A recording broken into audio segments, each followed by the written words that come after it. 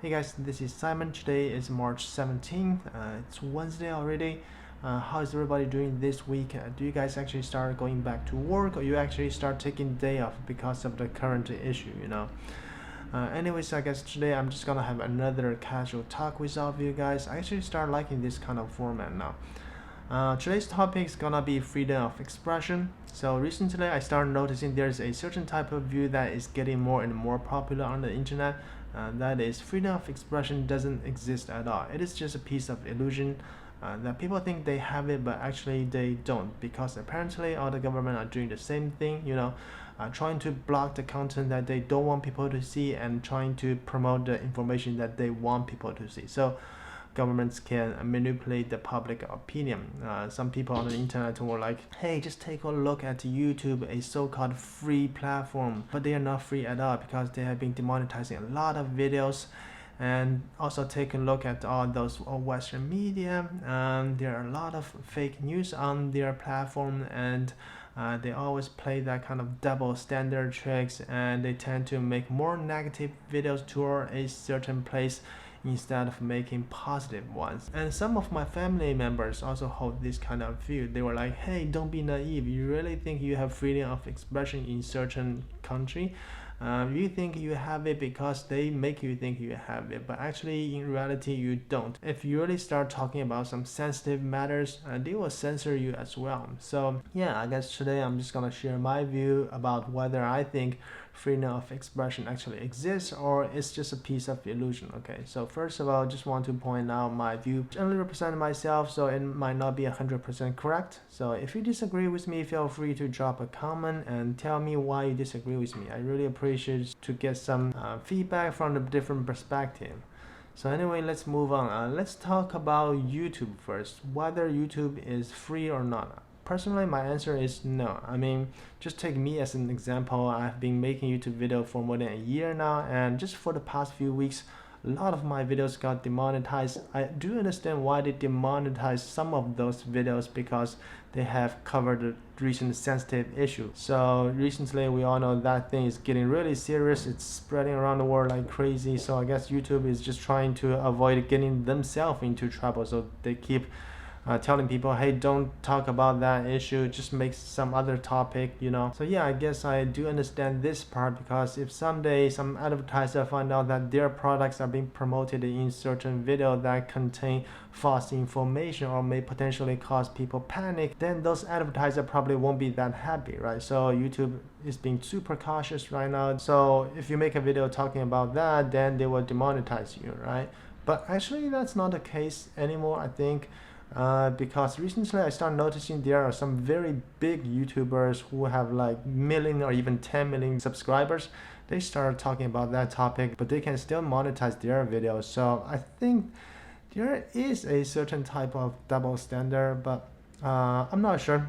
Just let's see how it's going. And some of my videos didn't even mention those things at all, and they also get demonetized. And YouTube didn't give me a clear explanation why they demonetized those videos.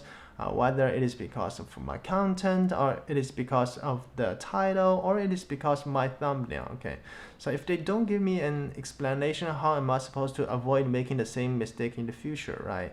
I mean, YouTube should be more clear about their demonetization policy. I do understand YouTube is eventually responsible for its advertiser, because they are the one who have spent like millions or even billions of dollars on their advertisement program. So YouTube really want to make sure that the video they put ads into can really give their audience a positive experience, right? If the audience don't like the video, then they probably won't like the product that is being promoted in those videos, right? So YouTube are super cautious, but I do think they should be more clear about their like demonetization policy.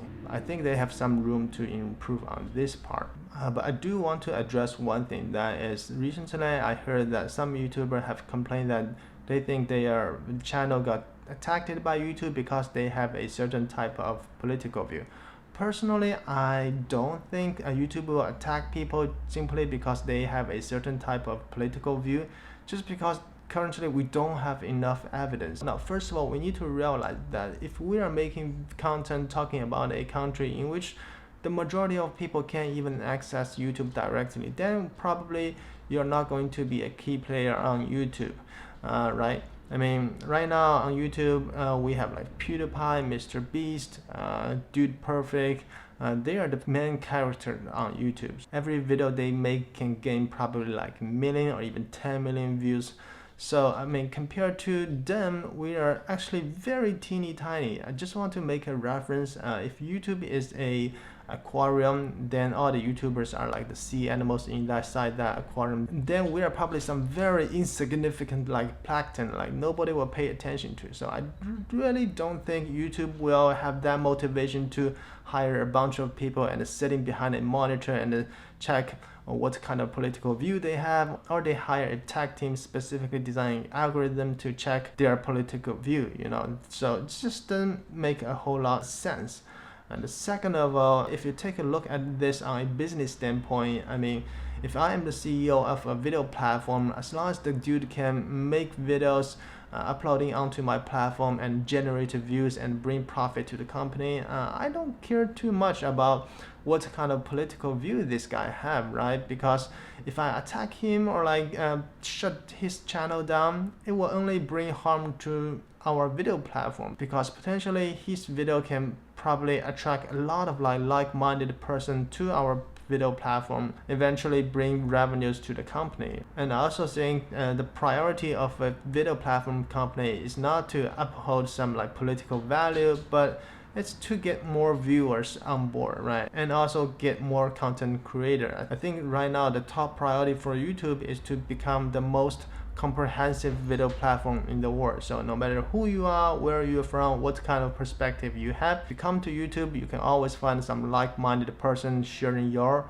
ideas, sharing your like perspectives. So yeah, I think shutting down channels because of their political view will only bring harm to YouTube. Now I do hear some YouTubers have complained that they have lost a lot of subscribers, and some people have pointed out that they got unsubscribed to a certain channel without their approval, but I don't think YouTube did this because of their political view. Because first of all, I have seen YouTubers with very different political view have all complained about this. I mean, if YouTube really want to censor a certain type of political view, then why do they also bring down the opposite side, right? It just doesn't make any sense. Now my theory is that because they are making videos talking about a certain country where the majority of people can't even access YouTube directly, so a lot of their audiences will end up using VPN. And VPN will change your IP address, which might trigger YouTube's bots detection algorithm. So they might think that those people are like subscription bots paid by someone. So YouTube might do something about that, right? But just don't quote me on that. I don't work for YouTube. It's just my pure guessing. So yeah, if you disagree with me on this part, I'm completely fine with that. So, but I think it's safe to say that we can all agree that YouTube has a huge room to improve. Their demonetization policy is not very clear.